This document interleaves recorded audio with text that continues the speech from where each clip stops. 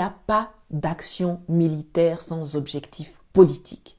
En Afrique, la France tue plus que Covid, Ebola et Sida réunis. La présence de l'armée française sur le sol africain n'est pas légitime. C'est une armée d'occupation qui n'a qu'une seule mission. Elle est le moyen que met en place la France pour assouvir son objectif politique qui est de consolider la colonisation française en Afrique dite francophone. L'armée française est un cancer qui se métastase à une vitesse extraordinaire chez nous. La présence de Barkhane coûte, selon les dires des officiels et parlementaires français, plus de 2 millions d'euros par jour à la France.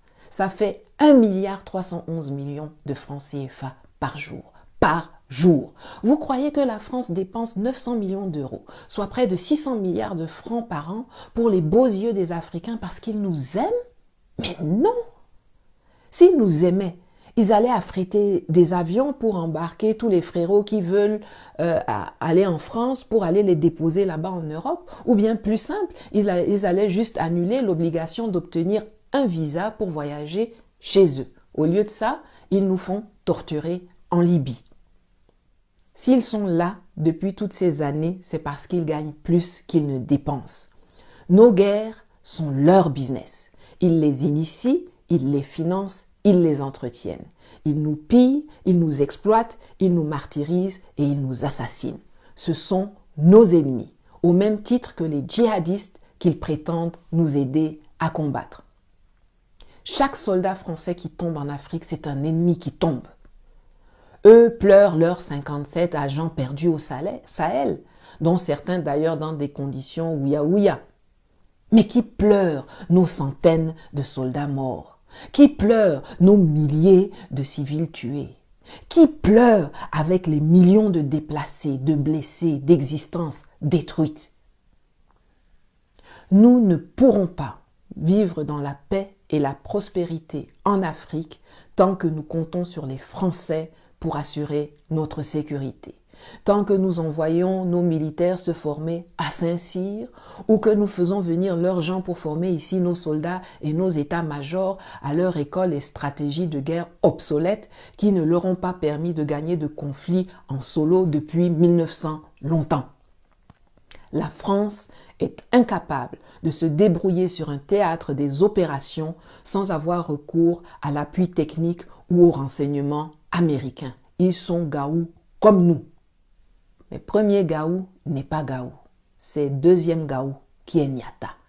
Ne soyons pas comme les arbres de la fable qu'on me racontait quand j'étais jeune, qui voyaient bien la forêt rétrécir, mais qui continuaient de voter pour la hache parce que son manche était en bois et qu'ils pensaient que c'était l'un d'entre eux. Tout comme la hache là, c'est pas ami de l'arbre. La France et les présidents qu'elle met et maintient à la tête de nos États ne sont pas nos amis.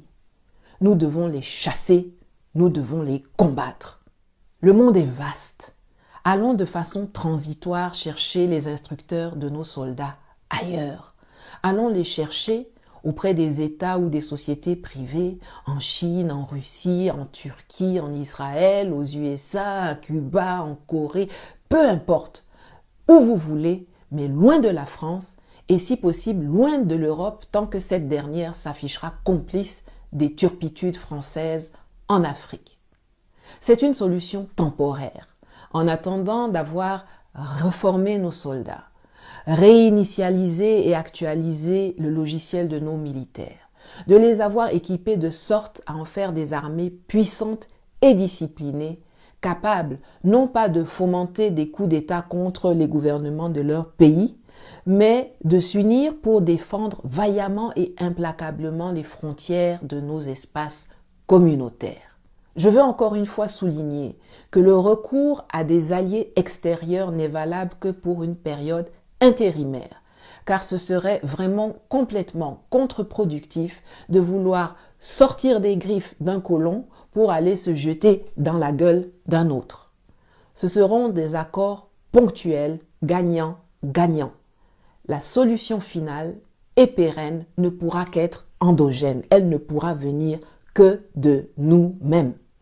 C'est à partir de ce moment-là qu'on va vraiment pouvoir peser sur la scène mondiale et se faire respecter. Voilà, je m'arrête ici aujourd'hui. Ce genre de prise de parole de ma part augmente la haine de l'État français contre moi et fera sans doute redoubler les tentatives de ses agents pour me faire taire, peut-être à jamais. Mais je n'ai pas peur. Et si j'ai pu éveiller votre conscience, alors, quoi qu'il m'arrive, je sais que la lutte continuera jusqu'à la victoire finale. À bientôt.